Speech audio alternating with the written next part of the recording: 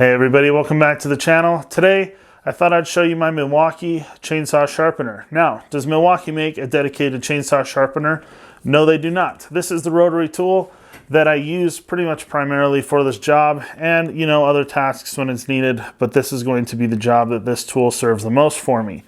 What it has is one of these guides for sharpening a chainsaw chain from Dremel. There will be a link in the description below to Amazon. It'll be an affiliate link if you want to help the channel out. It costs you nothing extra, and they give me a very, very small kickback for you purchasing it through that link if you want to purchase it through that link anyway. So what it has is this little grinding stone, rotary grinding stone here, and 30-degree marks that you line up with your chainsaw bar, if they'll come into focus, when you're sharpening the chain. Works just like a lot of these little rotary sharpeners.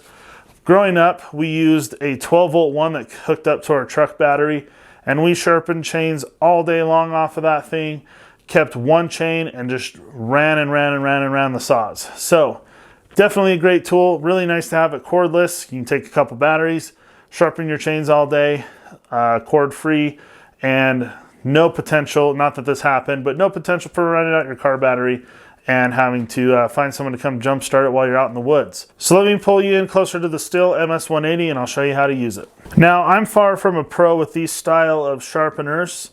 I'm running it at about the 4,000 RPMs or the forrest setting. I'm assuming that it's 4,000 RPMs. And I think that's good enough. A little bit faster, probably the better. A little faster rather than slower. And what you do, hopefully this will come across on the camera. I'm having to try to fight around the tripod here. And so if I don't do it perfectly, please forgive me for that. But this mark here, I'm going to run this stone right here inside of this chainsaw chain, lining up this mark straight with the chainsaw bar. So I don't want to spend too much time on this because I am far enough away that I cannot tell how well that's lined up. But you're just going to turn the sharpener on.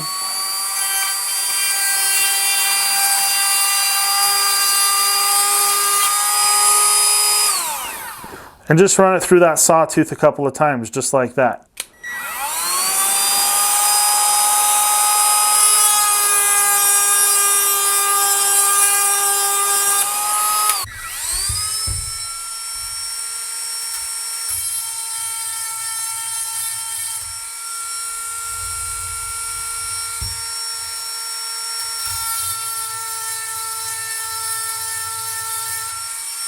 So there are a few advantages and a few disadvantages to a sharpener like this.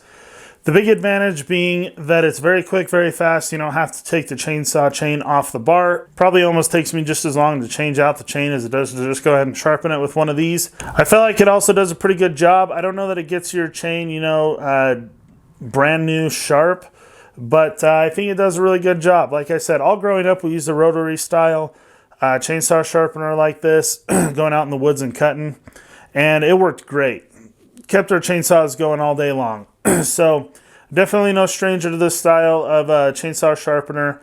I do think I still like changing the chains out maybe a little bit and using this thing and using my Chicago electric one from Harbor Freight. But this thing works definitely really good. I always bring it along with us just to make sure in the event that I do run out of sharp chains, I can go ahead and sharpen them. A couple of the downsides are that it runs off of battery. If your battery runs out or you run out of batteries, then you are SOL and you can't do any more chainsaw chain sharpening out there in the field if this is all you take with you. Obviously, if you have some files or whatever, you can use those too. I also know that people who get extremely good at sharpening with a file get an almost brand new, if not brand new or better than brand new, sharp on their chain.